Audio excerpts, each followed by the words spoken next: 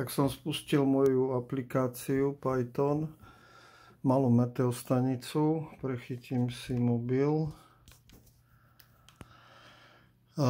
Tu mám pripojenie vzdialené, tu mám samotné Raspberry, tu mám hardware s relátkom a s snímačom.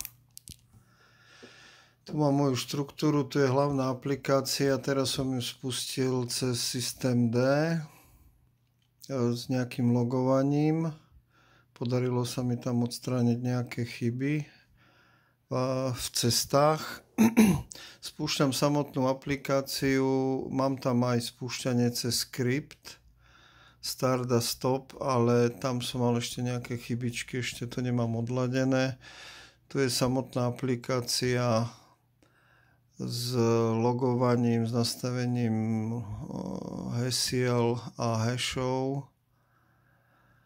Tu mám potom samotné routy smerom na webovú stránku Cloudflare. Urobil som si logovanie, aby som si vedel prečítať potom stránky. Tu mám hlavný v podstate skript, ktorý nepotrebujem. Tu by mal byť aktuálny Cloudflare login, kde toto je stránka. Ja si ju skopírujem, lebo budem držať mobil a prepnem sa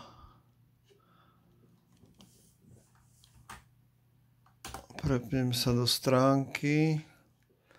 Logujem sa tu ako admin. Skúsim to takto s heslom.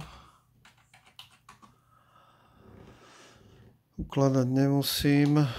Natiahne sa mi základná stránka s grafom. Hodnoty sa už načítali 21.03. To mi sedí. Tu si nastavujem teplotu kvôli regulácii, keďže mám vypnutú reguláciu, tak by mi regulácia nemala fungovať. A keď si ju zapnem, mám teraz teplotu 25 a zapnem, chcem kúriť na 37, tak by sa mi relátko zoplo a signalizuje vypnutie. Keď mi teplota dosiahne teplotu, tak sa samozrejme relé vypne po chvíľke. A tu mám len zobrazenie tej teploty. Jeden z parametrov je aj osvetlenie a keď ho schovám, tak mi graf bude reagovať na zmenu osvetlenia. No, zatiaľ ukážem reálne aj tu. Skúsim sa nalogovať ako user s heslom METO25. Tu si môžem uložiť a tu by užívateľ mimo administrátora by nemal mať možnosť toto zapnúť, takže presúvať síce môže, ale relé sa nezapnú. V princípe, pokiaľ zmením hodnotu, tu mi už vidno, že mi spadlo to osvetlenie. Ten graf uvidím aj tu. Áno. Skúsim ho dať iné svetlo. Skúsim ho vypnúť tu.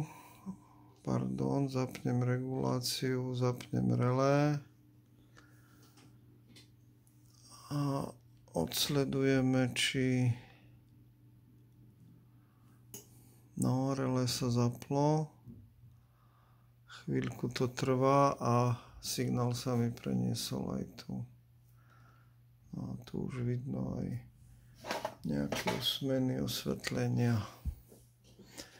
Ku kódovaniu, tu mám nejaké logfily, tu mám aj logfile z Flasku.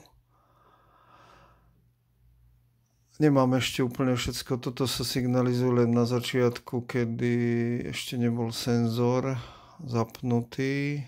To nemám ešte ošetrené. A čo tu mám ešte? Logovanie. Tu bol Cloudflare a ešte som tam mal jedno logovanie, ktoré súvisí so štartom, ale to som teraz nespustil. Ešte sa môžeme pozrieť na ten žurnál. Toto mi ide vlastne na pozadí zo systém D.